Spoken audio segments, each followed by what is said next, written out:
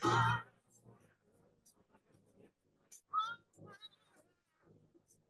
looked out into winter space. All I saw was you. Oh, baby, you made me fall.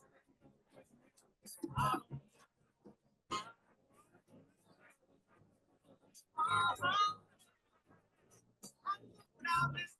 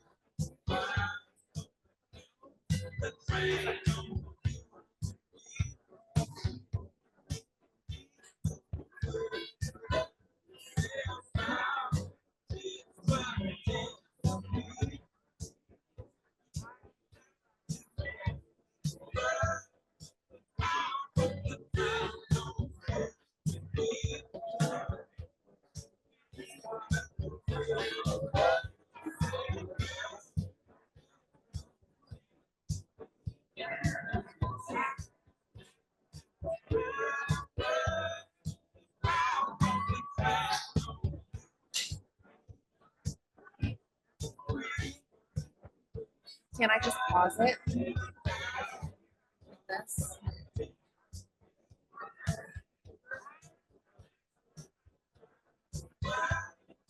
Okay. That doesn't seem like it.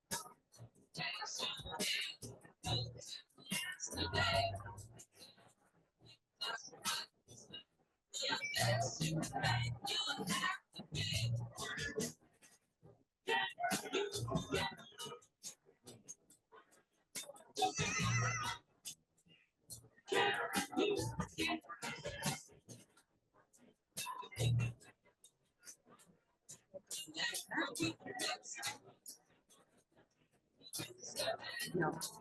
Okay. All right. I think we're just exiting out. Exit out. Ah, I keep doing this. Yeah. There's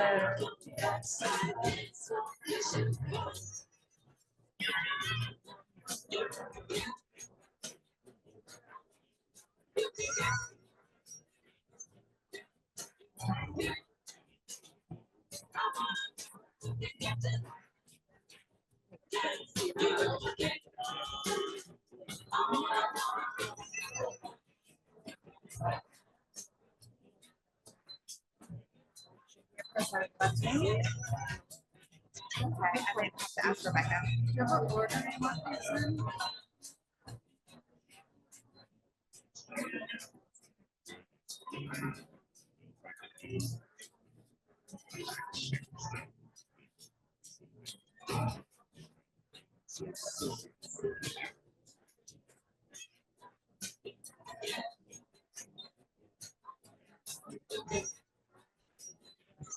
This is so embarrassing.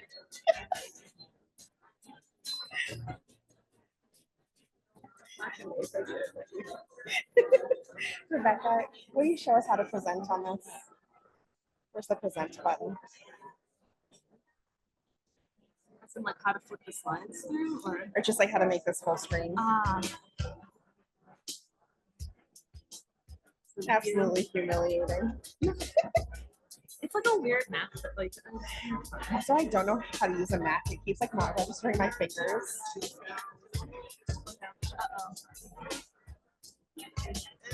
No. All right, I'll go get Jelani and figure out what's going on here.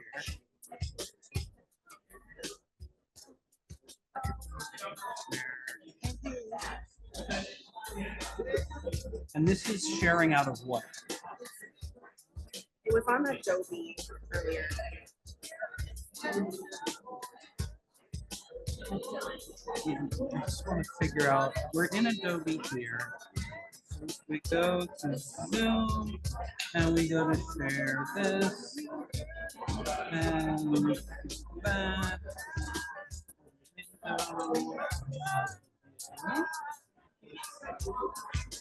Screen mode.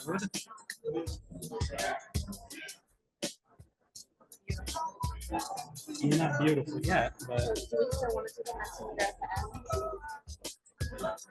why is it not sharing? This is his personal work computer, so I haven't.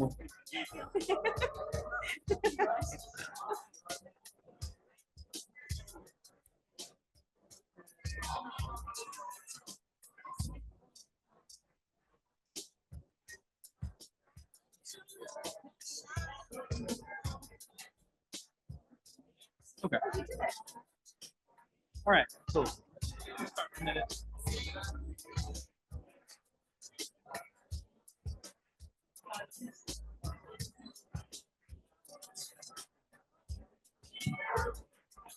All right, good evening, everyone. Come grab a seat.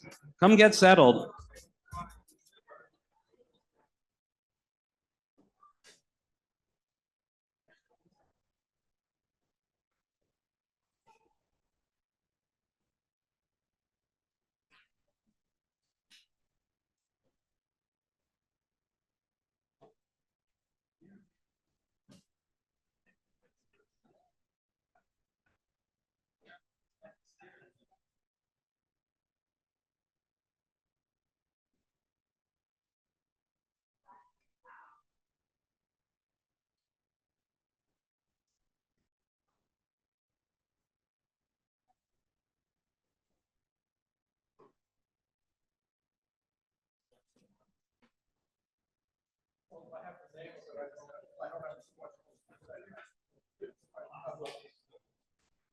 All right, welcome everyone. That was the most orderly seating we've had here, so thank you for coming to order. All right, that feels better. My name is Eli Storch. I chair the Design Advocacy Group, and it's a pleasure to see so many of you here for our August monthly meeting. thank you all for coming. It's wonderful to get everybody together in person. The way this starts is I'm going to say a few words about some different things around the city. If anyone has anything that they're working on, exhibitions, advocacy items, stuff we need to know, I'll ask you to put your hand up, stand up, and tell us about it. But one of the big things that we do here is get to know each other, build a community around these issues. So I've been doing this lately, and we'll see how it goes tonight.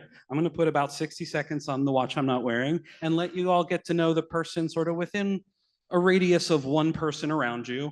Make sure you're connected with your neighbors, and we'll be back in a minute.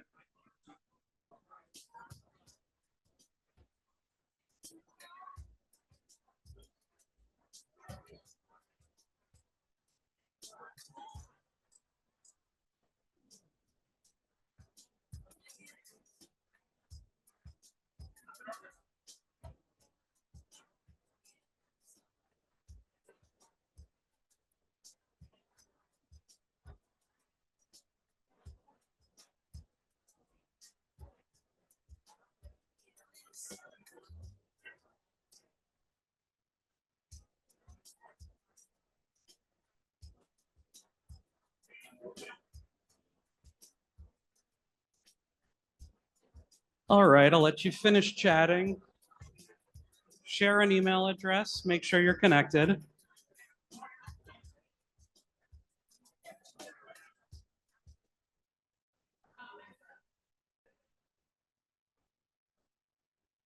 Okay.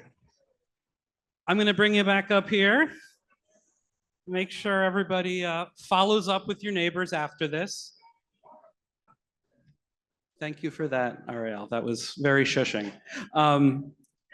As we get started tonight, George has a few things he wants to say. Think about anything you have going on that you want to share with the group after that, and we'll get to that right after.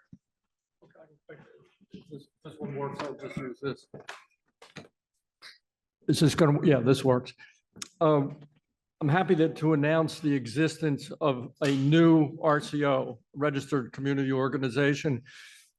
It's called Across Market Street, and it joins an organization in Chinatown with the organization formerly known as No Arena Wash West, and we wish them very good luck, and we hope to deal with them a little bit on some plans and ideas for Market East. So I think they're a great organization. The other thing Eli's asked me to report on very briefly is that we're preparing a statement on the proposed revisionistic approach to the captions and exhibits at Independence Park. We're very upset about it, as you can imagine. And I did not know until a couple of weeks ago that there's an entire book about the controversy and the development of the President's House exhibit. It was actually published in 2015 by a professor from Ohio University, and it's quite credible.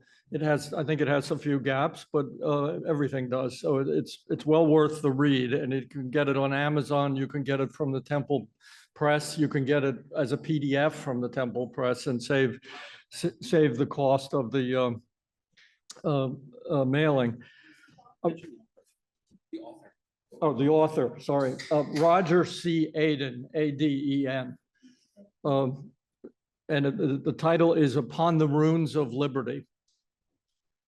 And it discusses the controversies that preceded the construction and the reception in great detail. We have been working on a piece with Kelly Maiello Architects.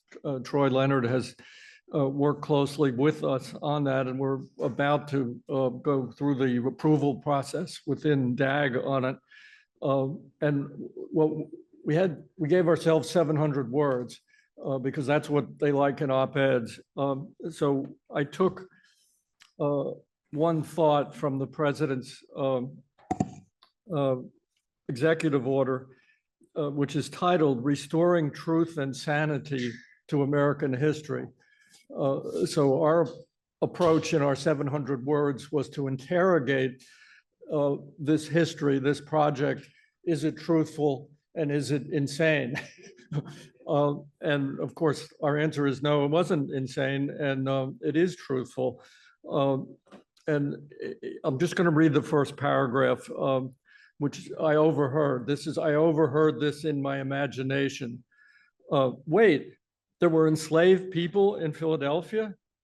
Yes. And some of them lived with George Washington in the president's house on Market Street. You may ask, where did you learn this? I learned it at Independence National Historical Park, of course. Does this news bother you? No, because one of America's boldest ideas was the eradication of slavery, and that is something to celebrate. It makes us proud to know that we have the honesty to acknowledge that it once existed, to share that knowledge, and to study its consequences. So I won't read the whole piece, but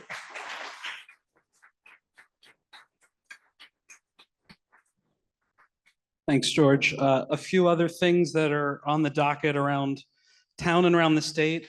Obviously, we're all thinking about the looming SEPTA deadline, where it appears that cuts are going to have to come. There has been a Republican proposal to fund SEPTA using the Pennsylvania Transit Trust Fund, which is sort of robbing the future to pay for the now and hamstringing the whole process and putting us in a worse mess in 2 years. So naturally, that's not a real solution. So we are continuing to fight. Folks are continuing to do their best and hoping for a good outcome or any outcome other than the one that seems imminent. So we'll stay aware on that. Other things happening, plans for the Chinatown Stitch are advancing. They have released some new renderings. A former DAG steering committee member, Allison Harvey, leads OJB, who did those renderings. They're lovely and they're published, and they have enough funding runway in spite of the federal government rescinding the majority of their funding to proceed somewhat. So they're hoping to keep building and growing that project as they search for funding and ways to make that happen. So check that out online. There's a lot of good stuff there that you can see right now. We also had folks from Chinatown and folks from the city here back in 2023 for a Reconnecting Communities panel talking about that program that sort of led to the Reconnecting Communities funding that has since been rescinded. But that was a really good program and is on our website if you want to dig back to April 2023. Interesting news relevant to DAG is that this space that we're in is for sale. So our environs will be changing in 2026. If you have a space for us, let me know. We are exploring a bunch of options and are hoping to have some news on that in the coming weeks and months. But after January or December of this year, we're not going to be in this space anymore, which is a shame for us, but I think makes a lot of sense for those involved. So come find us wherever we may roam. Other things that are going on, Inga Saffron had a great piece about World Park and the fencing off by Marriott with that sort of very ridiculous decision not to engage with it, just to fence it off the way they fenced off the rest of their spaces along 12th Street. DAG is working with Reading Terminal Market on some upcoming planning and development work that they're trying to do as they look to do more with Filbert Street, look to do more in growth and development of the market. They have big plans, but they are a nonprofit that is underfunded. So if you want to give anyone money, they could really use it. And any dollar to the market comes back to the city in a big way. So we're big fans of theirs, and hopefully we can create some positive momentum that maybe can reverse that decision at World Park. And then a fun story is that the Riverview Plaza is coming back. I think a lot of us thought that was kind of done and dusted, but Bart Blatstein is working with IMAX and Apple Theaters to reinvigorate and renew the movie theater down on Delaware Ave. So we'll see what we hear, we'll learn what we can learn, but that'll be something to pay attention to as we roll into the new year. That's what's on my list. Anything coming up for anyone? All right. Before we get into our panel, we have two upcoming events on our docket. So we'll be back here Tuesday, September 23rd. We'll do a one-on-one with Councilman Mark Squilla. District 1 has all sorts of stuff going on, and we'll try to ask him some tough questions. And he's usually pretty candid with his answers. So I'm interested for that one. So please join us back here. And then Thursday, October 23rd, Joe Forkin from the Delaware River Waterfront Corporation is going to be with us talking about everything that's going along down there. That is a virtual program, so you do need to register for that to get the Zoom link. Otherwise, you can't come in. So with that, and not seeing any hands out there, I'm going to pass it to Kat from our steering committee to introduce our panel this evening and get us underway. Kat Kenda. Hello. All right, I'm just here to introduce, they're going to take the reins. So first, I want to introduce you to Rebeccca Cordes Chan. She is Executive Director of Friends of the Rail Park. And prior to joining the Rail Park, she was Program Officer for National Economic Development and Creative Placemaking Programs at Local Initiative Support Corporation, where she was using arts and culturally based strategies as tools for inclusive economic development. And she's also a 2022 Fulcrum Fellow at the Center for Community Investment. And she's been recognized as a Funders Network Places Fellow and a fellow and co-facilitator at the Salzburg Global Forum for Young Cultural Innovators. And then we have Kira Strong. She is the Senior Program Director of the Highline Network, whose mission is to support a community of infrastructure use projects across North America in creating vibrant and inclusive public spaces. Previously, she served as Executive Director for the City of Philadelphia's Rebuild Initiative, which you guys all know well, and as the Vice President of Community and Economic Development for the People's Emergency Center. She has been honored with the City and State Pennsylvania 2024 Above and Beyond Award and as a 40 under 40 by the Philadelphia Business Journal. And last but not least, we have Scott Kratz. For the last 10 years, Scott has been working with the East of the River-based nonprofit Building Bridges Across the River and the Washington, D.C. city government to transform an old freeway bridge into a park across the Anacostia River. He lives a few blocks away from the Bridge Park site in Capitol Hill and has called DC home for the last 17 years. He began his career teaching at Kids Space, a children's museum in Pasadena, and later as associate director for the Institute for the Study of American West at the Audi National Center in LA. Moved to DC to become vice president for education at the National Building Museum, another one of our faves. So round of applause, and I'll have them come up here.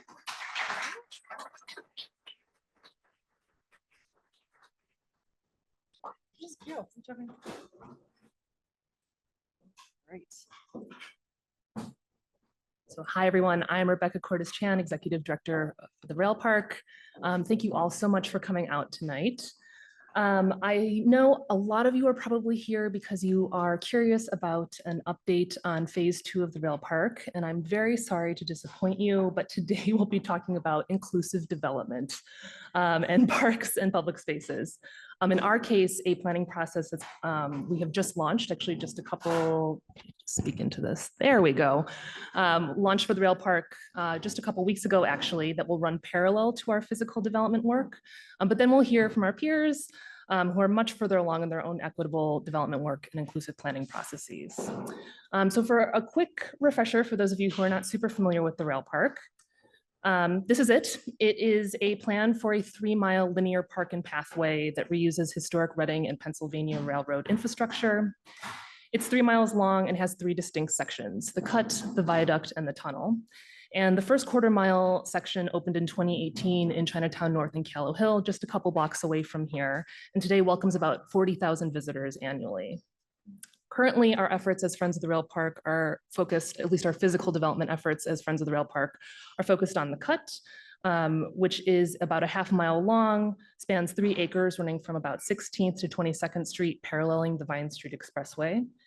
And at this point, you are probably thinking, Rebecca, this seems like a very gnarly project. This is complex, it's expensive, it's going to take years to execute. Why layer on equitable development on top of all of that? And for me, the answer is, it's because how we build matters just as much as what we build. So enter equitable development. And just to be clear, I'm a huge parks fan. Parks are great. They are, they boost economic development. They increase our city's climate resiliency in urban areas. There are all sorts of positive impacts on health and wellness outcomes for folks who are able to access parks. That list goes on and on. But unfortunately, it is also a well-known fact that public infrastructure projects like parks often have unintended consequences. And we have a couple of diagrams up here just to illustrate that locally in Philadelphia. A 2019 Bloomberg study found that park development raises gentrification potential by 100%. Linear greenway park development actually raises that potential by over 200%. We also know from our colleagues and peers in the Highline Network that without careful planning, green infrastructure and reuse projects can result in physical displacement, economic displacement, and cultural displacement. So for the rail park, and just to illustrate a little bit of what you're looking at here, property speculation is already happening, and it's actually not just speculation.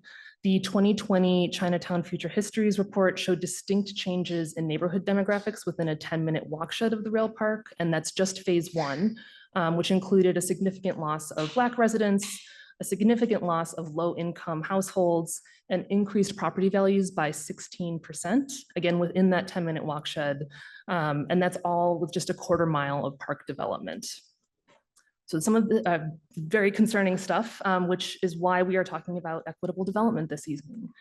And so when we talk about equitable development, what we're really talking about is development that meets community needs, prevents displacement, and distributes benefits fairly, especially to those who have been historically left out of these conversations. Doing so keeps residents and businesses in place to enjoy the improvements that are being made in their neighborhoods. It builds trust, political will, and community power, which feels especially important in this moment. And it furthers existing community development goals for holistic neighborhood development beyond just green space. Just grab one of those.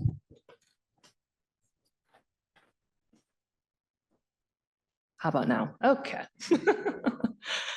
Where was I? Oh, here.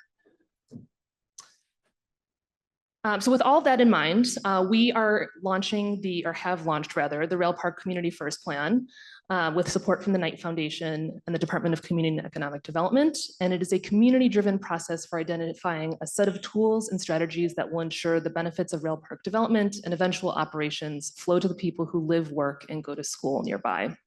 We're just starting out, so don't have a whole lot to share back yet, but our hypothesis is that the plan will result in programmatic interventions, things like connecting long-term residents to housing stabilization resources, linking small businesses to procurement opportunities created by the park, as well as the potential for policy interventions and advocacy, such as partnering with the city to strengthen tenant protections, advocating for zoning tools, et cetera. And our goal is really to start these efforts now, and again, running parallel to physical development of the park, so that by the time that we're prepared to open the next phase, the community is still there, thriving, and able to enjoy it. So in closing, because I'm only up here for 5 minutes before I pass it on to my esteemed colleagues, I just want us to all think about over the arc of our conversation tonight, this idea that gentrification and displacement are often positioned as things that happen to a neighborhood, happen to a community. But displacement is the result of policy choices and investment decisions that are being made by people around us. And so just as we engineer for safety and sustainability, we can also engineer for more equitable and inclusive development. Hence the title of our presentation this evening, Parks are Public Investments and the returns should be public too. And with that, I'm going to hand it off to Kira.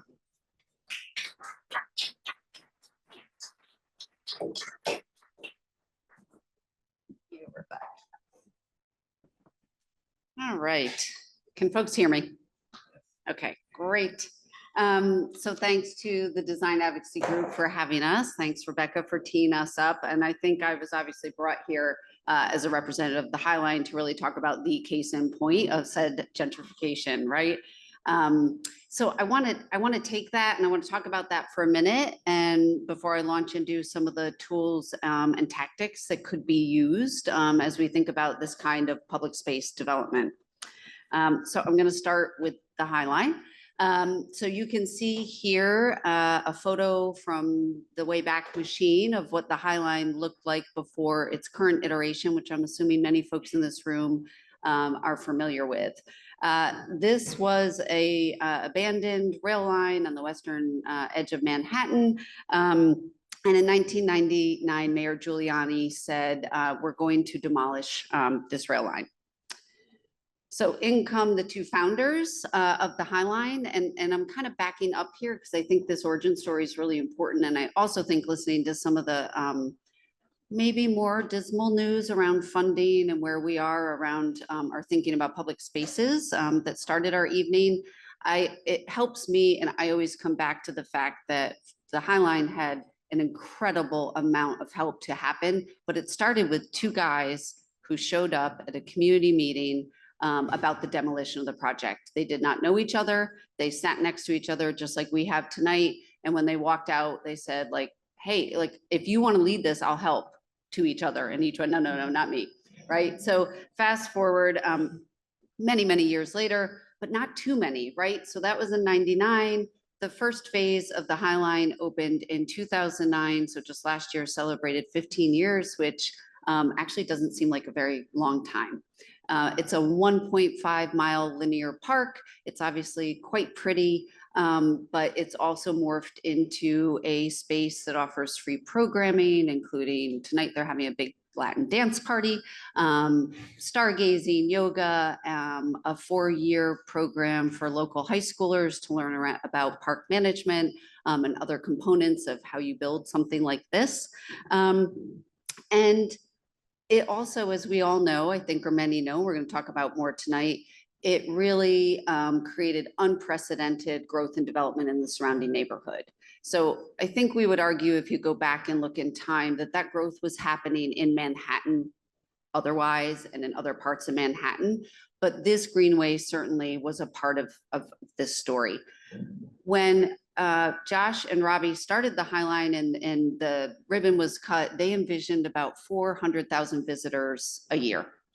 We see about 7 to 8 million visitors a year. And it's been over 80 million since we opened. It is staggering. So just you wait, Rebecca, we're going to talk about that. So, you know, I think that the network really came out because there was really an understanding that, you know, Robbie in particular, one of the founders, was fielding a lot of calls from people saying initially, how did you do it, right? How do I make that happen in my municipality? We have abandoned public infrastructure. And then the questions were also, and how do we leverage the development that might come? Because the Highline did not leverage any of it. And how do we also prevent displacement? And how do we build wealth for those around it? So the Highline Network started in 2016.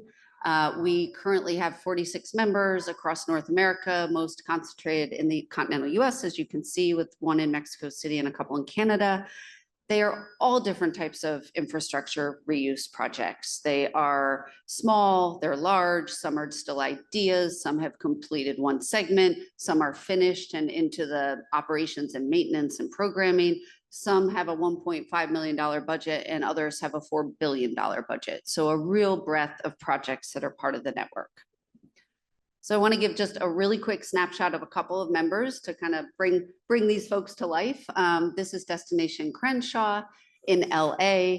The goal of this project is really to preserve and amplify the Black cultural history in LA that has happened over many decades along Crenshaw Boulevard. The next one, and of course I had to put this in here, is 11th Street Bridge Park, which Scott will be speaking in much more detail shortly. But they have done a really incredible job in laying the groundwork for thinking about what happens when this incredible greenway that connects different neighborhoods across the Anacostia River, what are those impacts and effects, and how do they plan for that? So Scott's going to talk about that in a little bit. The underline in Miami. So 2.5 mile segment under the Miami Metro Rail, really beautiful and creative and fun, a lot of energy, 10 miles planned. So they're still in the, the visioning. And I want to just say that this one came into fruition because a person broke their arm, couldn't drive, and started taking the Metro, and began to think about what are we doing with this space underneath the Metro Rail. And of course I put it here because we're in Philly and we have 95 and there's some interesting things happening sometimes under 95, but could be better. And then of course the rail park. So a phenomenal start to with an amazing public space and with a really ambitious vision, as Rebeccca talked about, for what's to come next, which I think as Philadelphians, we all have excitement about. So those are just to give you a little snapshot of some of our members. And then what is the network? So the network really is about connecting the members. These are, we talked about the Stitch, we've talked about the advocacy around the stadium, we're talking about the rail park, and these projects, especially public infrastructure projects, I think maybe a little bit different from other green space park projects, are usually kind of big. And I think Rebeccca used the word gnarly. They're tough and they're a long timeline, a long horizon. They're often very political.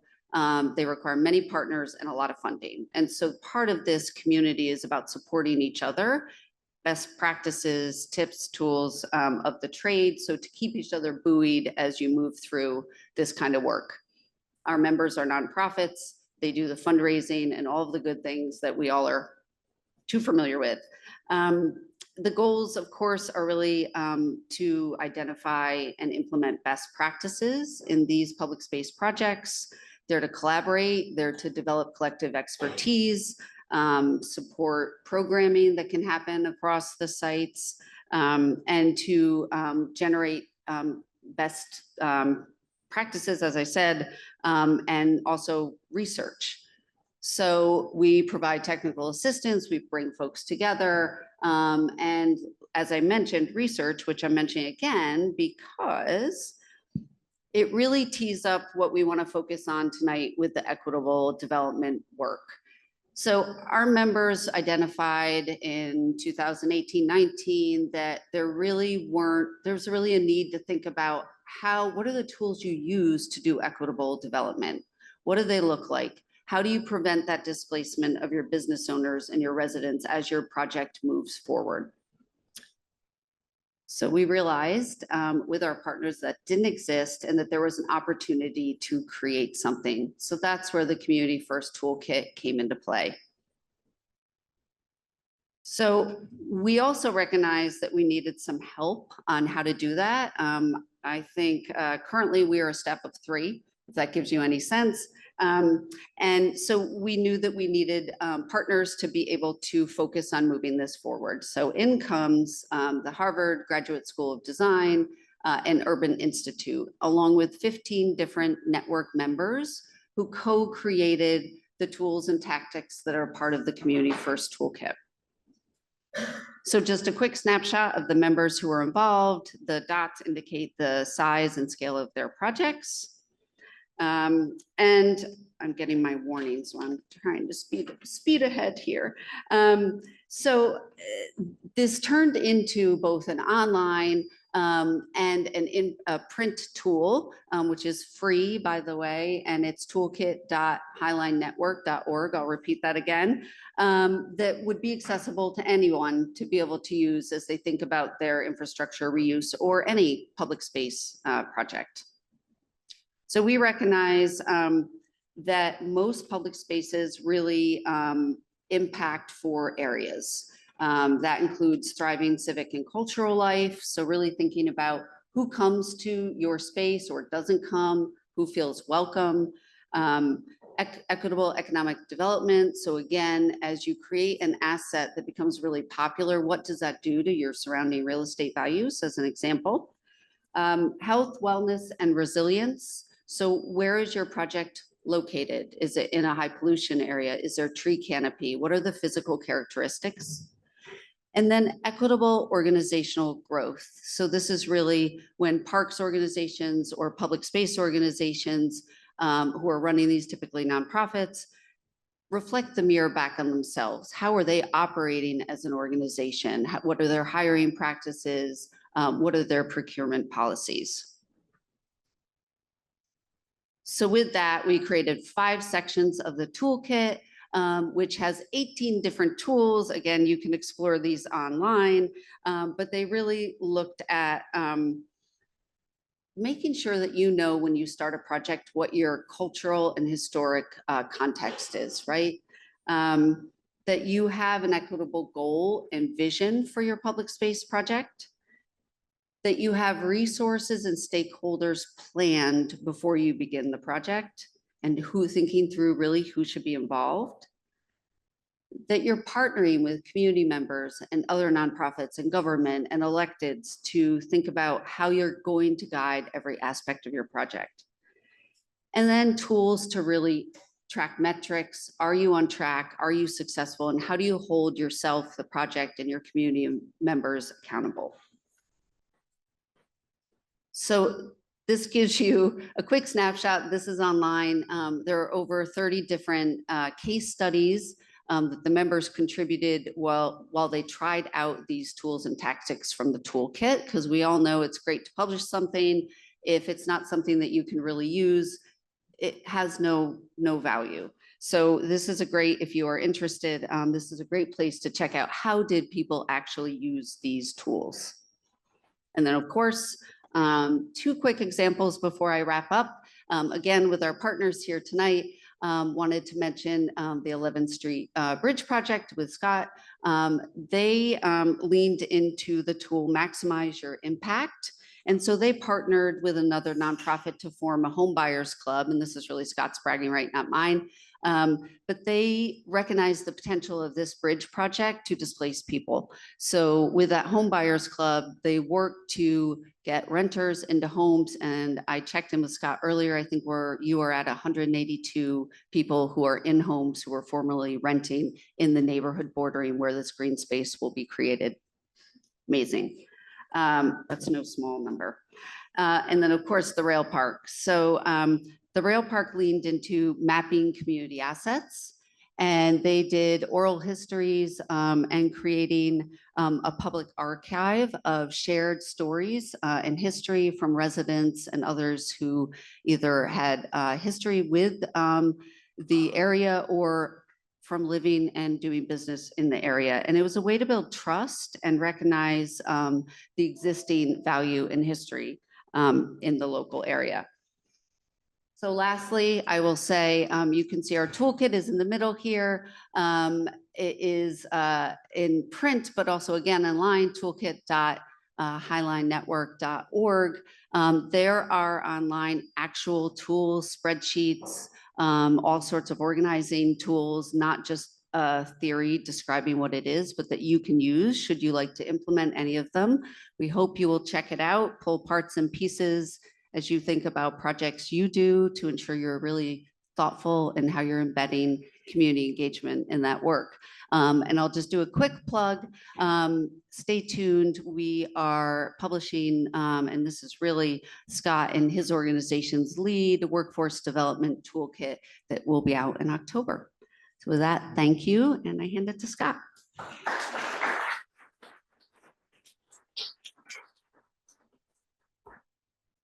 Good evening, everybody. What a great crowd. It's great. It's wonderful to be back up in Philadelphia from DC. So what I'm going to do tonight in just about 10 minutes or so, I'm going to talk a little bit about the community engagement that we had for this project, and I'll describe a little bit about the 11th Street Bridge Park. Even though we are in a design center, I'm actually not going to be talking a ton about the design, but come talk to me afterwards, because I want to spend the bulk of my time talking about the work that we've had, not only investing in the bricks and mortar of this park, but the neighborhoods, the communities, the residents, to make sure that the same tens of thousands of residents who shaped this project from the beginning can be the ones that benefit from it. So, but first, a little bit about what we're trying to solve. In DC, like many cities across the United States, We went on a freeway building binge in the 1960s. And we built not one, but two freeways on either side of the Anacostia River. So Washington, D.C., we have two rivers, the Potomac that everyone knows, and then the Anacostia River. And the river has always been this dividing line. And we have added to that natural barrier by building two giant freeways. These freeways did not appear out of whole cloth. The 695 freeway that's just north of the Anacostia River displaced over 20,000 people, 61% of which were African-American residents. And that is a huge legacy. This division has had long-term economic impacts. And I'm not going to go through all these stats right now, but I'll just mention two of what I find the most frightening. There's a 20-year life expectancy difference depending on where you grow up in the District of Columbia. We're tiny. We're 88 square miles, right? We're a tiny little city. A 20-year life expectancy. I think we can all agree that how long we live shouldn't depend on our zip code. And there's an 81 times wealth gap between the average wealth of Black families and white families in Washington, D.C. 81 times, right?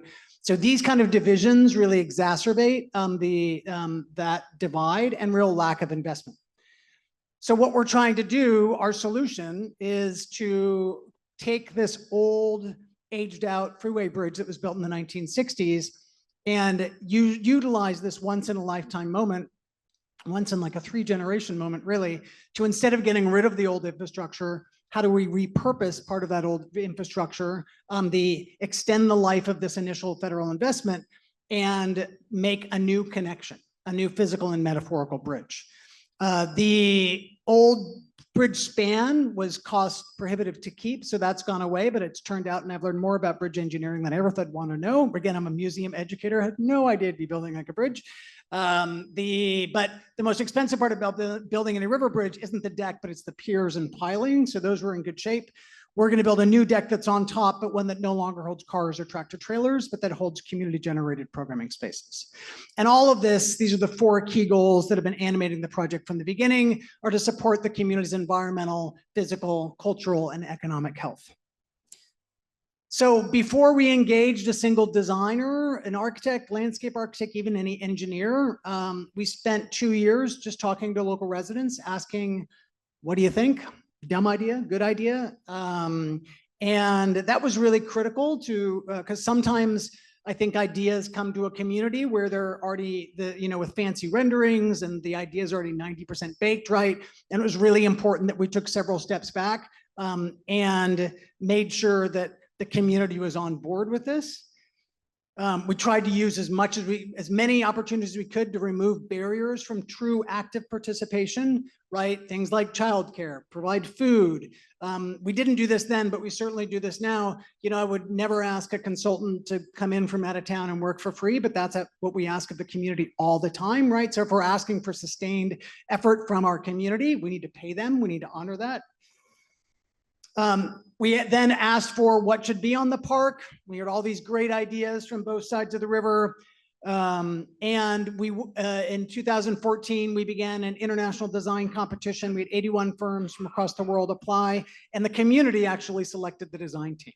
So I didn't get to vote. The community voted, made a formal recommendation to the jury, and the design that was selected by the community and our jury was by Philadelphia's own Olin and the architecture firm of OMA. And again, I'm not going to go through the design because I want to get to the equitable development work, but it's this elegant and very simple design utilizing the old piers to bring 2 trusses that come together for a double-decked park that makes way for all the community requested programming. So we are now at 100% design. We should solicit our general contractor in the next couple months. We're 100% funded, open up in 2028. But it was really important when we were out in the community, when we were asking what should be on the park, we heard all these great ideas that we built into the design, but we also heard much deeper needs for housing, for jobs, for workforce. At the time, Washington, D.C. was growing. In the last 13 years, we've added the over 100,000 residents to the District of Columbia, and we're seeing neighborhoods that normally would change in like 3 or 4 generations change overnight. And so we saw this as an opportunity to, instead of just focusing on the construction of the park, how do we make sure well in advance of the park opening up that we're investing in community-driven economic strategies. So we spent a year in 2015, right after the design competition wrapped up, and working with local residents, the nonprofits, city leaders, to come up with explicit strategies that we could make sure that the same residents who shape this park can be the ones that benefit from it. And I'm not going to go through all 34 of the strategies, but just mention a few, just to give you a taste.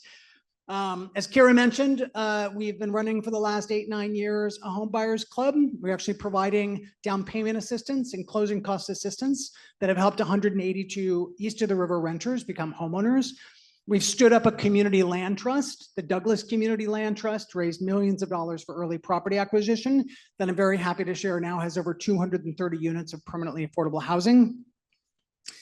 If we're spending $94 million to build this park, we want to make sure that as much of those dollars go back into the local community as possible. But to do that, we need to make sure local residents have the skill set and capacity to apply for and succeed at this job. So just last month, we graduated our 43rd construction training program, and we placed over 500 east of the river residents into construction jobs. So if the GC comes to me next spring and says, well, Scott, I can't find any local residents to hire, we can be like, here's a list of 500 people, like, try again, try a little harder, right? But it's that kind of like early level of intentionality that's critical for success. And we're really tripling down on supporting small businesses, particularly east of the river. Where the Bridge Park lands is at the two main commercial corridors east of the river on Martin Luther King Jr. Avenue and Marion Barry Jr. Avenue.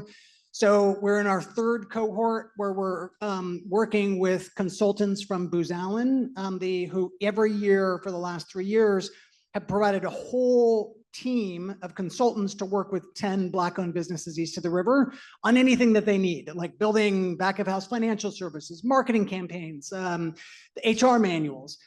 They've even created their own grant writing team to help identify and help these small businesses write grants. In our last year, in our cohort, they helped bring over $1.1 million into 7 businesses and 2 nonprofits. 2 years ago, we commissioned and launched a mobile small business kiosk that you can see here. We just launched our second kiosk. So imagine, if we're anticipating 800,000 to 1.2 million visitors a year to the park, eventually these kiosks will migrate up to the park, but we need to build the capacity now of small businesses. So every month in DC, these kiosks move to farmers market, to the downtown holiday market, and these small businesses, east of the river entrepreneurs, receive free pro bono counseling from a separate team from Accenture to make sure that they can succeed. And we could get all those other workforce, small business right, the housing right, but if we lose what makes Anacostia, that has enormous downstream consequences. So we've since added in new arts and culture strategies.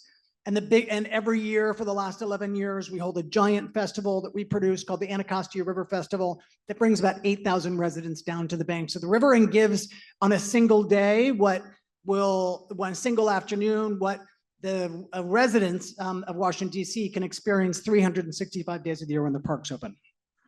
And we've recently, in our third version of our equitable development plan, we've added in new health and wellness and environmental justice strategies that includes standing up 7 urban farms in Southeast DC. And just context, there's 1 full-service grocery store serving 75,000 residents compared to 8 full-service grocery stores serving the same number of people east of the river. So this is a way for us to address this food justice.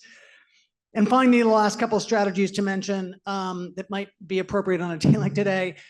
East of the river is on average 13 degrees warmer than other parts of the city, mainly because of a lack of tree canopy and the urban heat island effect. So we started a new program where we've recently installed over 50 energy efficient air conditioning units to east of the river residents, thanks to a grant from Target. So you can see that we've really widened our aperture from what started as building a park. So all of this you can find on the website, but we've worked on this sort of 7-step process of how to engage local residents to make sure that we are tackling some of those unintended consequences that Rebecca and Kira talked about. Because the strategies are going to be different in Philadelphia or DC, but the process of engaging local residents and stakeholders, that's what's replicatable. So to date, we've invested a little more than $104 million in all of our community preservation plan. That's more than it's going to cost to build the park, and we haven't broken ground yet. And we have learned so many lessons on what to do, and I'm not going to go through each of these, but to mention just a few, we are not doing this work ourselves. We are doing this with dozens and dozens of other partners. The beauty of the Equitable Development Plan is it puts all of these strategies in one comprehensive document and breaks down some of those housing and workforce and small business strategies. And what's really critical too is this notion of trust, particularly for a neighborhood that has an enormous trust deficit, right? There's this great phrase that a friend of mine from Atlanta mentioned to me once, that change moves at the speed of trust, and particularly for neighborhoods who have that large trust deficit, that's really critical. And I'm going to end with this last strategy that on the surface, like, what does this have to do with building a park? So during the pandemic, we were deeply concerned that the community that we serve every day was going to be disproportionately impacted by COVID. That unfortunately came to pass. So we partnered with 3 other amazing nonprofits in Southeast DC to launch what became the largest privately funded unconditional cash transfer program that's ever been attempted in the United States. We over $3.5 million, $5,500 cash grants, no strings attached, weekly groceries, monthly dry goods, connected these families with navigators for over 650 families. And what in the world does that have to do with building a park, right? Like everything, right? It's listening carefully to the community, identifying where those needs are and where we can, stepping up and meeting those needs. So I'll talk about what's next later, but I'll end with this comment. We are super pleased that last year we received a grant from the Kresge Foundation to take some of this work and share lessons learned to make sure that we're not all making the same mistakes at the same time across the country. And I'm very happy that the Rail Park applied and was selected. So we'll be coming back next month in September. We're working with similar projects in Detroit, Columbus, Mississippi, Baltimore, and Cleveland, Tennessee. So can't wait to get work on that process and come down to Washington, D.C. in 2028 and take a walk across the Bridge Park. Thanks, everybody.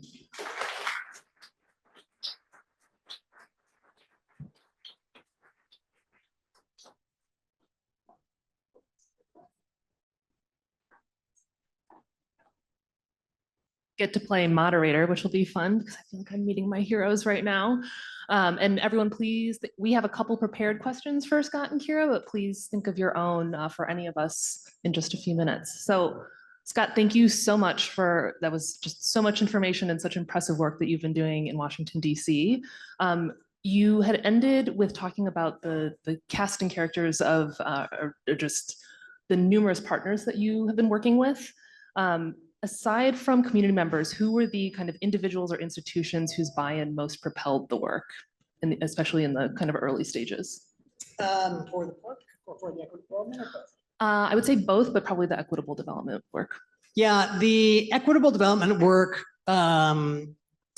and it's probably important to share that was never the plan. Like, I thought transforming an old age-dot freeway over a navigable body of water wedged between the National Park Service and an active Department of Defense installation was like enough to handle, right? I was a staff of 1. I volunteered for the first 2 years of this project.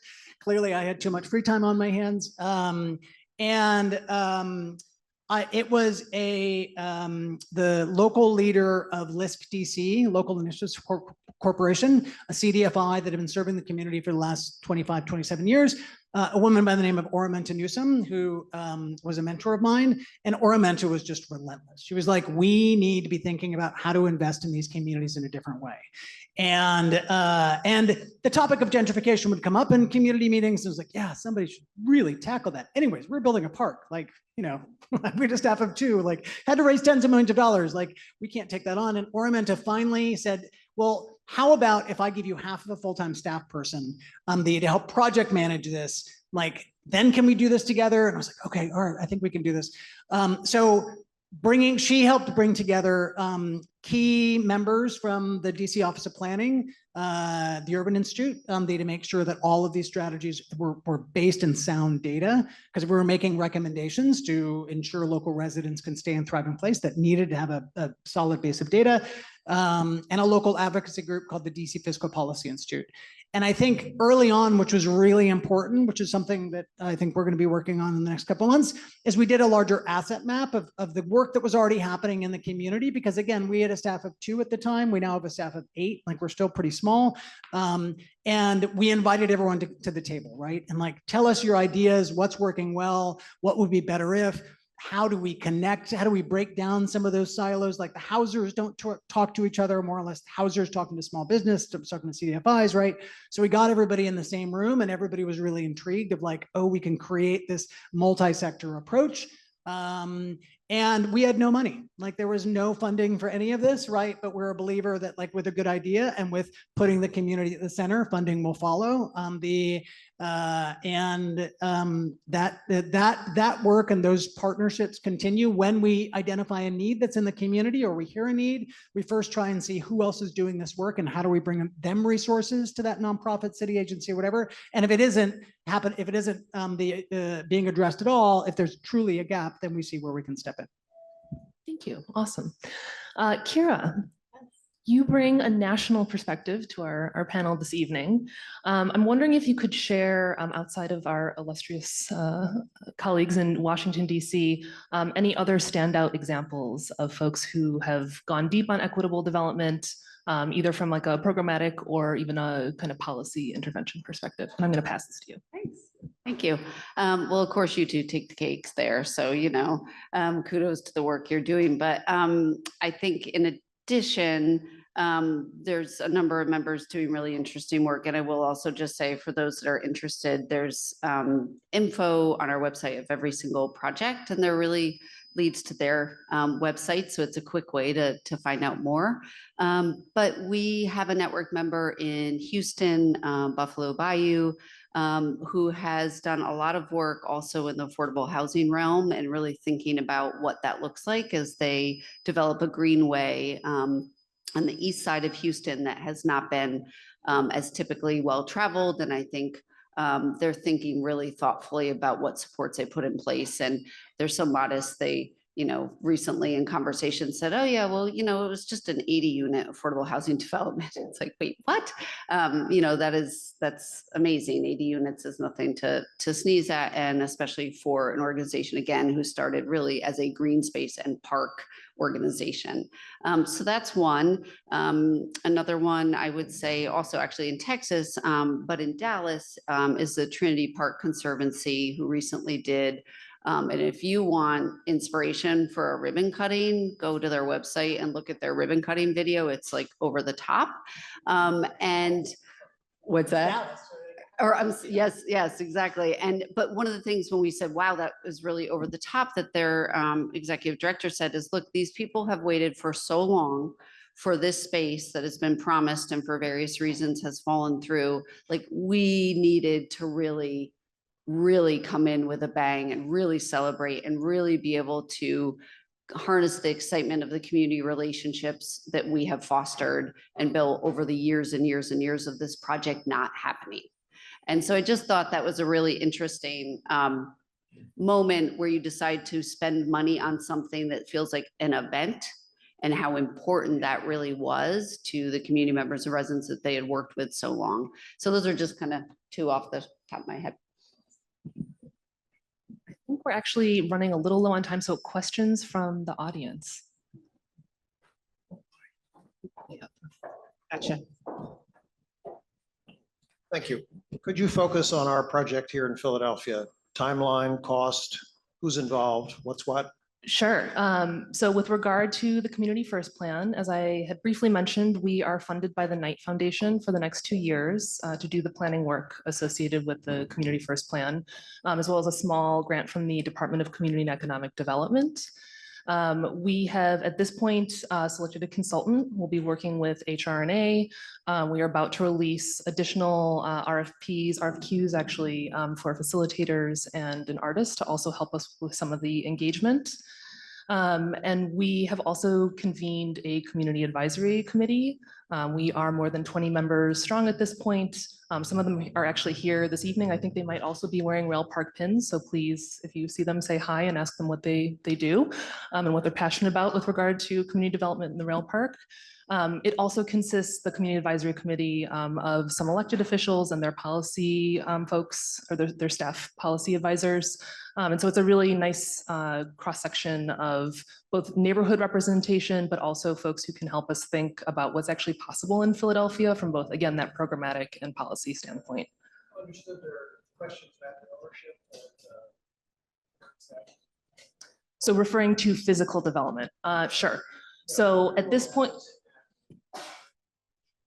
sure. So we'll take it in two different directions. First, I had mentioned that Friends of the Rail Park is focused on the cut section. So this is, you might also have heard it referred to as the city branch.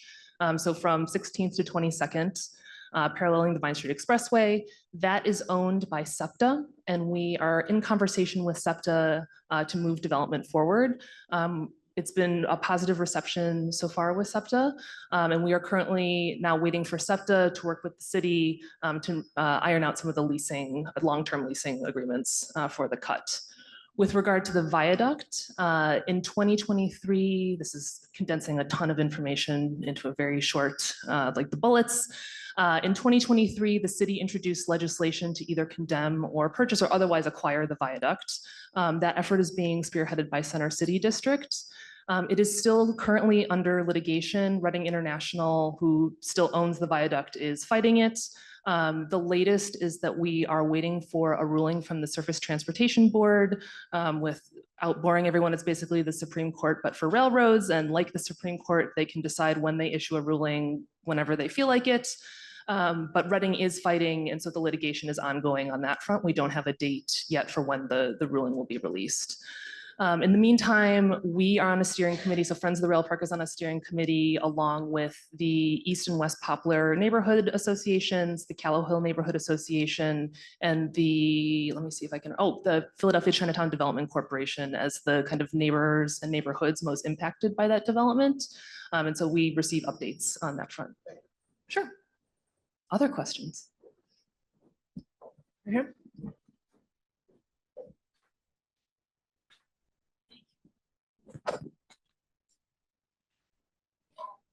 Great presentation. Thank you so much. I have a question from Scott.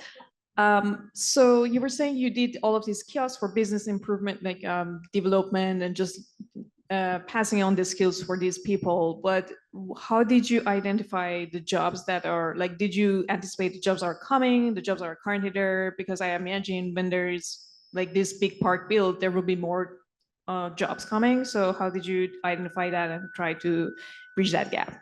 Thank you. Yeah, great question. I'll break that into a few different answers. There are certainly construction jobs, right? There's approximately 284 construction jobs. So we really focused on some of the construction training first. And it was also sort of some low-hanging fruit. A lot of those lessons that we've learned, as well as our colleagues around the country. I encourage everyone in October when the network releases the lessons learned from workforce development. There's some really great information in there. And then two, it was how do we support the businesses that are there now, right? Particularly along within about a 4 or 5 block walk shed of the park, because these small business owners aren't just they don't just provide this opportunity to build intergenerational wealth. They also employ staff, and they're also oftentimes the culture keepers of the neighborhood, right? The local restaurants. It's kind of what makes a neighborhood, right? So we started this small business preservation program 3 years ago with this idea of how do we like help bring their support, how do we help bring foot traffic there so that we don't have to wait for the park to open, but so 5 years from now, there's not a gap in anthropology on Martin Luther King Jr. Avenue. Nothing against gap in anthropology, right? But we've lost then the culture of that space. In addition, we anticipate about 40 to 50 full-time staff that will be on the park. So once we start construction, there'll also be a series of training for more full-time jobs on the park.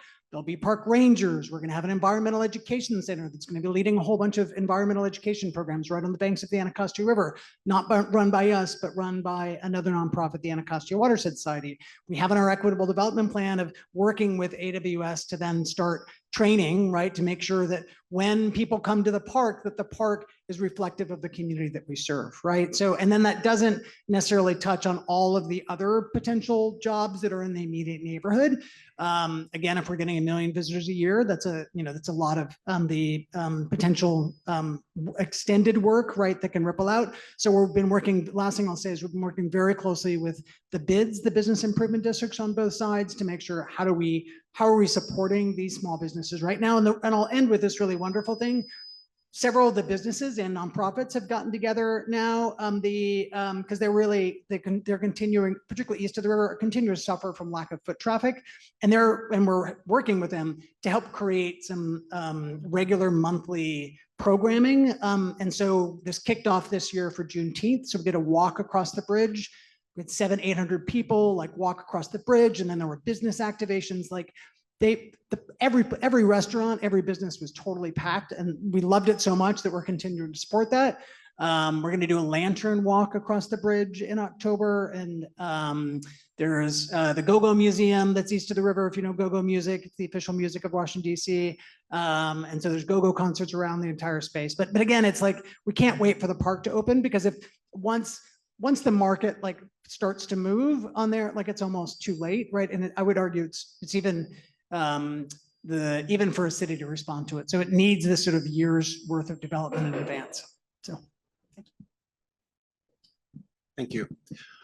You're articulating two amazing transformations that I think we're all excited to see. You're talking about the transformation of a people-centered transformation around the community before the park gets built. And that required, I'm really happy to hear that you had amazing funders who led the charge. You're also talking about the transformation of infrastructure with bureaucrats in DOTs. And these are two disparate transformations. And I'm wondering, and this is both for you, Scott, but also for you here for the rest of the country, like what is the relationship between these archaic institutions and the community transformation that you're trying to do?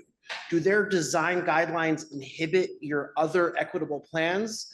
It's hard enough to build on a DOT piece of legacy infrastructure, but does that also impact how you're doing this work across the community that's softer? Yeah, I'll take a first crack at that. We're on the last of 30 permits that we've needed for this project. 30, right? So, and we in Washington, D.C., we have the National Capital Planning Commission, we have the U.S. Commission of Fine Arts, there's, well, many other places have state historic preservation officers. I can give you the whole alphabet, right? I mean, it's insane. And so they all play a role and all play an important role. I just spent last weekend writing my floodplain control plan, right, for the Department of Energy and Environment. And these are all important things, right? But it's because of, I remember just over the summer, I was like clearing out big piles of paper on my desk, and I found a Gantt chart that I actually took up to Robbie Hammond at the High Line. And I had to laugh because I was like, oh, we'll be open by 2019 or something, like totally ridiculous, right? But in a weird way, looking back, I mean, these projects are gnarly, they are big, they require patience and persistence. But in a weird way, like it's allowed us to make these deep investments in the community, right? And I think, and this has only become really clear like in this past year, but because we've been making all these investments and because of these things, because these projects take so long, it's enabled us to continue to engage with the community. It's enabled us oftentimes to bring additional funders we've had funders who've been supporting some of our equitable development work that now have made capital campaign donations to the park, right? So it's a symbiotic relationship. And most importantly, like it's the right thing to do. So, I never, and I should say, and I didn't make this clear earlier, but it's funny, we were leading a town hall last year, and that we do every year, and somebody in the community said, so when the park opens, and then does all this community preservation work goes, and it's like, no, then we have a park to play with, right? So we're gonna be running the park when it opens. The city will own the asset.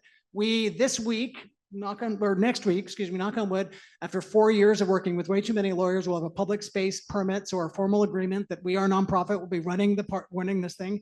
I think the very last thing I'll say is that, particularly both for the Bridge Park and some of the equitable development work, cities do amazing things. Sometimes, with some notable exceptions, taking risks isn't always one of them. So we can leverage private dollars to take some risks and pilot some projects that then, if successful, can expand throughout the entire city. And one very small example, we stood up a community land trust and spent so much time working with city council members and the mayor's team.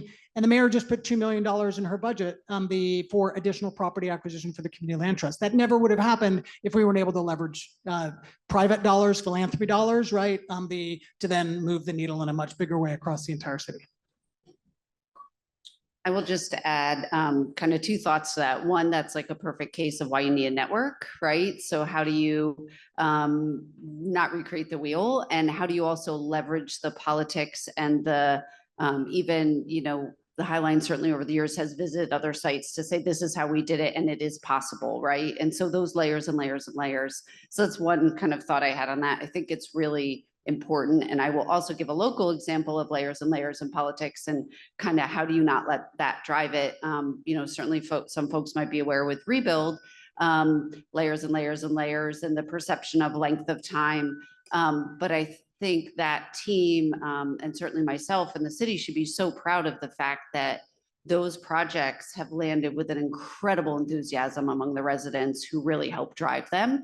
And also, I don't know where they are now, but at some point with a $250 million spend, the program was at a 57% MWB participation. So I think, but again, I would have loved to have had a network of folks who are working through really big, ambitious, multi-layered projects to support and help not recreate the wheel. So I think to Scott's point too, it's around how do you keep cities engaged to not do the status quo and to think differently and think innovatively and to take on these really, really big projects.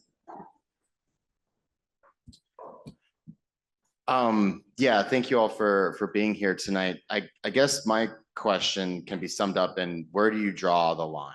So you talked about all the projects you're engaging in Washington, D.C., and then everything you're working on in the High Line. And for all three of you, there's so many things around your parks, around what you're working on that you can be engaged in, but obviously you do not have infinite capacity.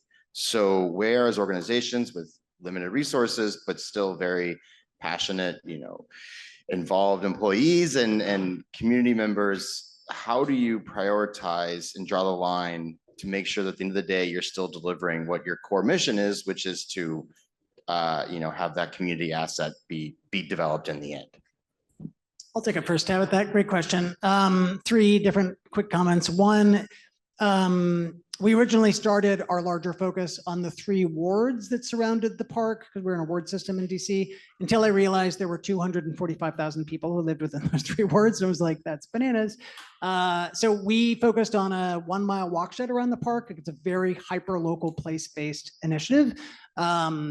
So that's 1. 2, when we were starting our community brainstorming of like what should be in the plan, we put every idea in one of 3 buckets, strategies that we had direct control over. Who gets hired to build the park? Like we're raising half of the money. We've raised half the money for the park. We got a lot of control over that. 2, strategies we might not be able to have direct control over, but we can influence, right? The city goes through a comprehensive plan every 10 years. We're not leading that effort, but we can sort of assist with that, make amendments. And then 3 really good ideas, but we have no control over or no influence on, and those go in the bike rack, parking lot, like whatever you want to call it, right?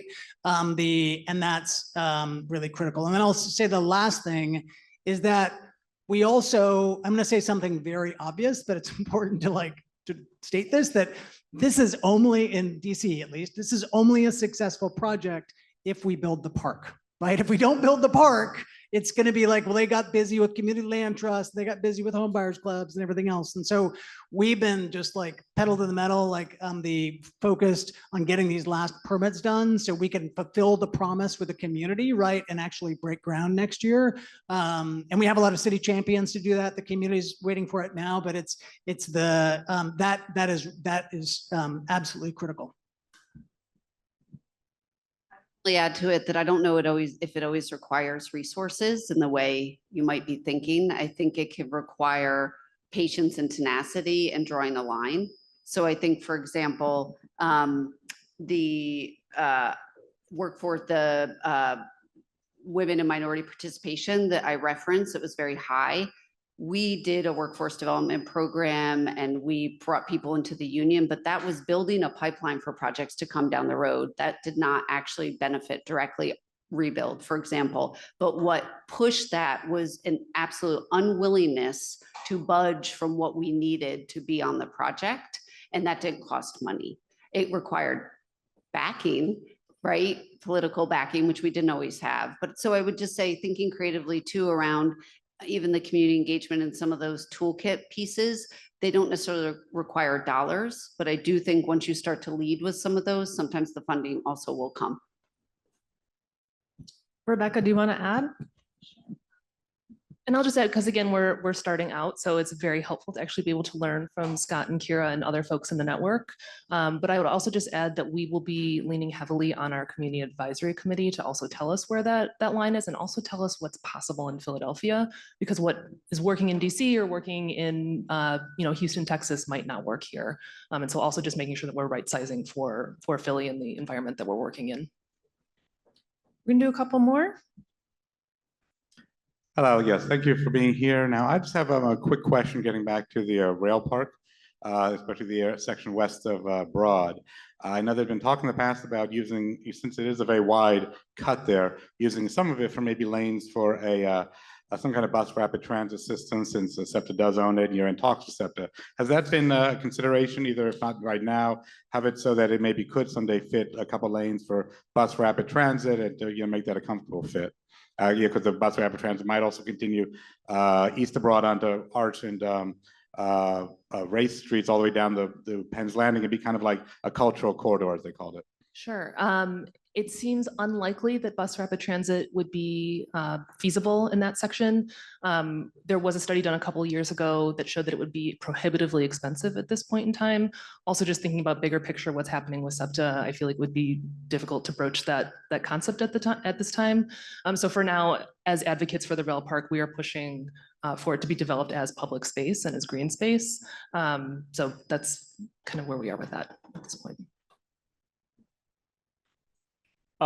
Yeah, so my question was going to be, again, also about a little bit of financing stuff, but it might be already covered, but just wondering, like the original Highline concept, I think definitely brought about the transformation of Chelsea in a way that, like, obviously no one will imagine, but like, I guess for the context of Philadelphia, do you imagine is there like a mechanism possible perhaps in the city and with other regions that could actually see that direct transfer of the additional developments to, I know a TIF district has been talked about in the past for stuff like Chinatown Stitch.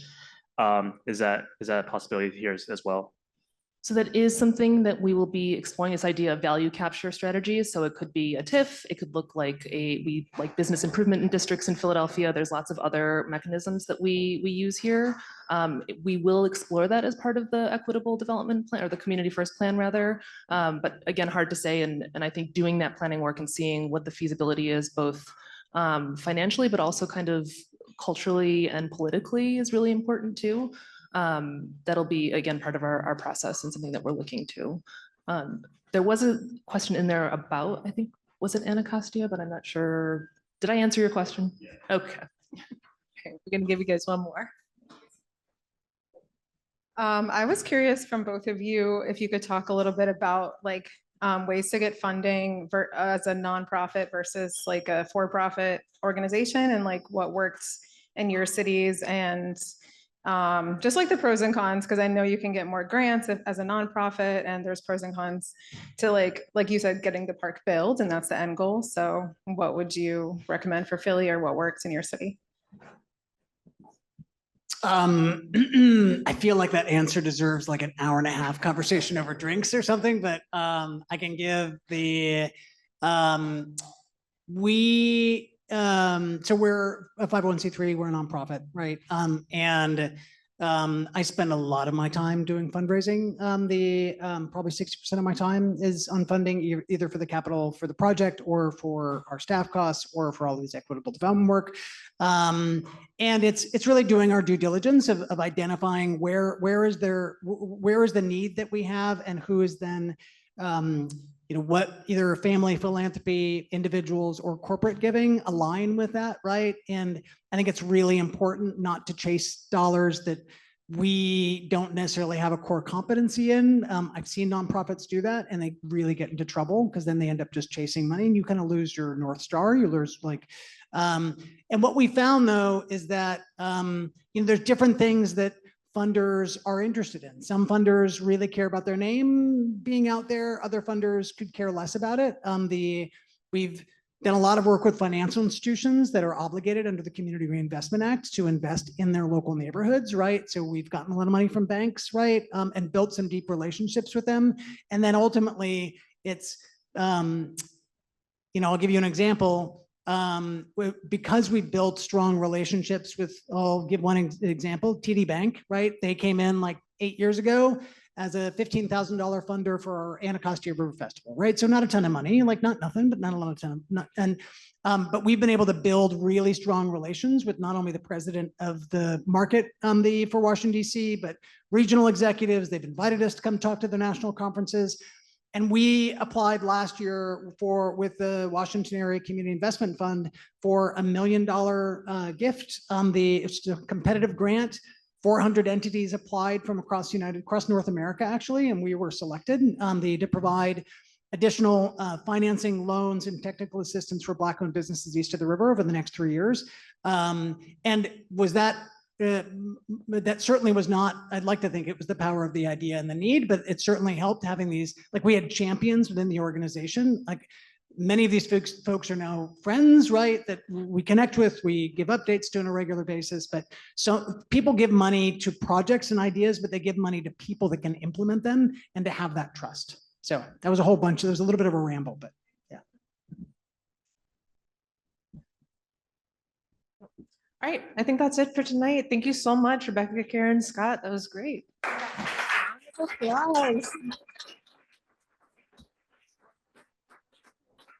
Thank you for coming, and we'll see you at our next meeting. And real quick, if you want to get involved, see Amanda, myself, or Nicole after this, because everyone's.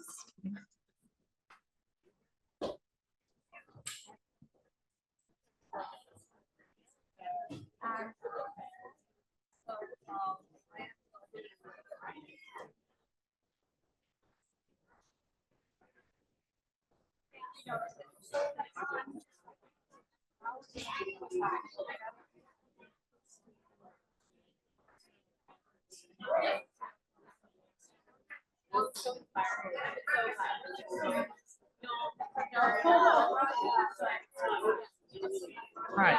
Okay.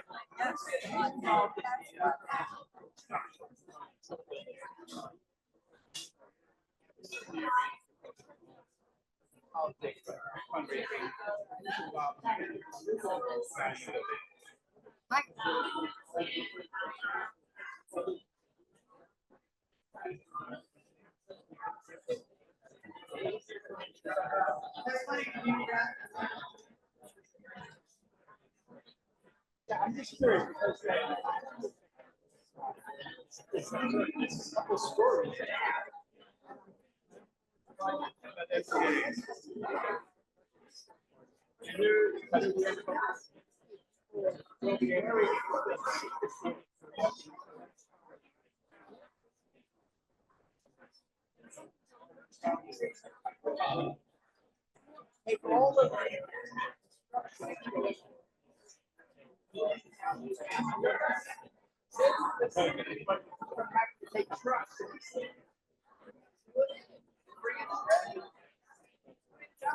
but it's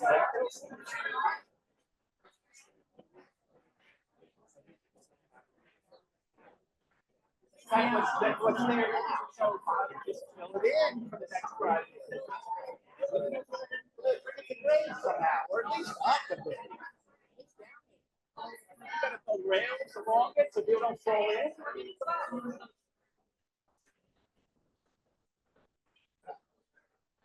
It's super cool. It's very cool. When you're down in It's there. really special. It like the air is cooler. It's quiet. You can't hear the city. It's really magical. Yeah, I got to do that. I thought I was there years and years ago when they were talking about it. But I'm saying again, my point was, how do you get vegetation to grow down there? It's already growing. Well, that's weeds. Weeds grow anywhere. You can see the weeds on my patio right now. It only takes a little bit. And then the other issue is, what do you get to see about the city? You know? Yeah. It's much broader than It's broader than it looks when you're down there. Yeah, it's like an 8-lane highway wide. So you like it down there? So how many I've only been there once. How many blocks down there is it? Isn't it about 5 blocks? It's about 3/4. I don't know. Rebecca would know. Oh. Feels like about 4 or 5 blocks that are pretty deep. I think I saw about 8 city blocks, but I'm not sure. Maybe you take half of it and build on the side a higher path so you have 2 bits. Some of the access already has ramps. Down into there. Yeah. So I can't remember if I went like 5 years ago. with its Yeah. I went up to see the High Line when it was really built up in New York. So that was so cool to walk through the buildings. And now we're going to be building this, and we're just going to walk deep in there. So I don't know, maybe a small section, but I think you still got to build some of it up, right? I mean, that's a dream of mine. Yes, right. People up and down and so on. What is it?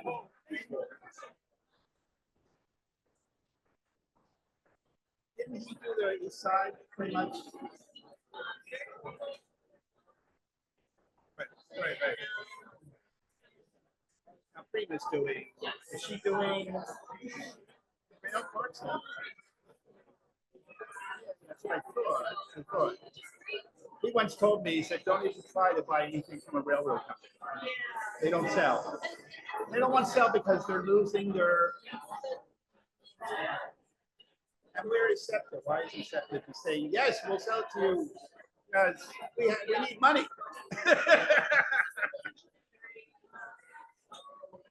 Have they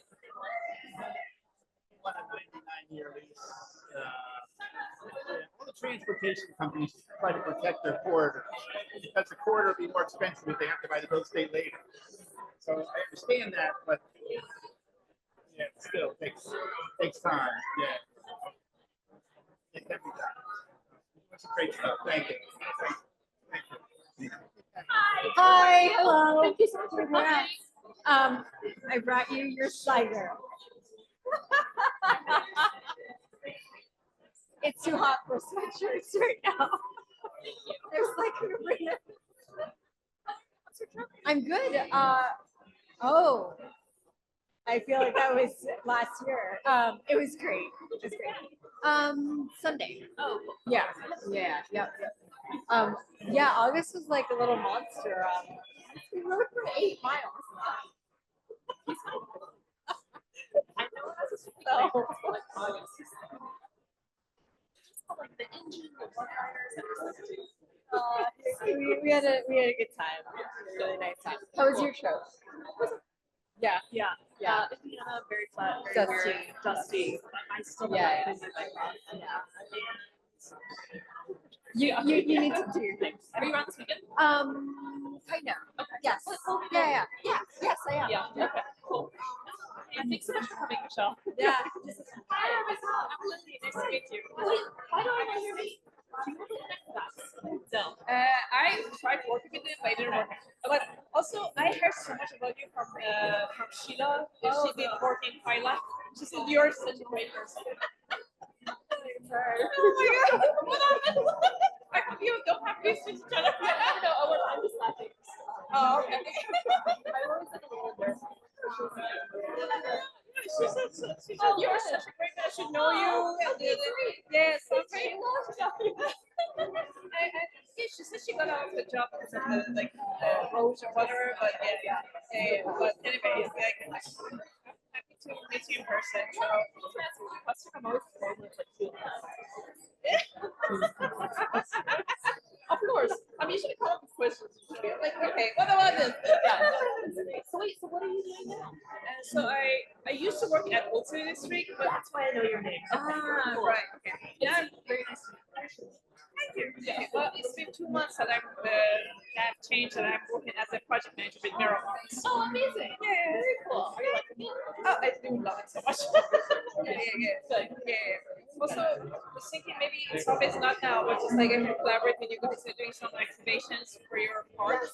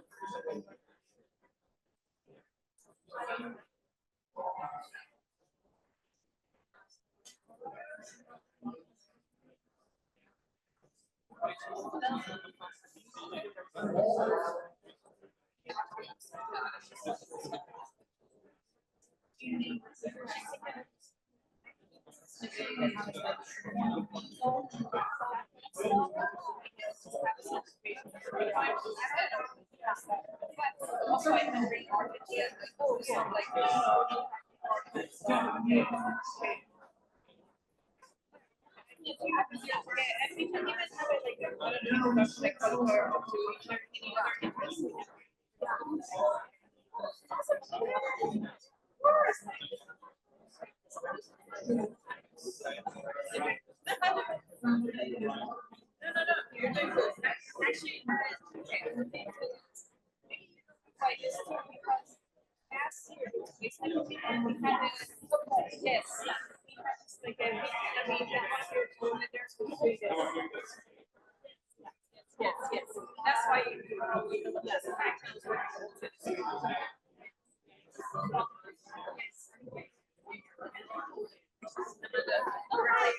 Like this video.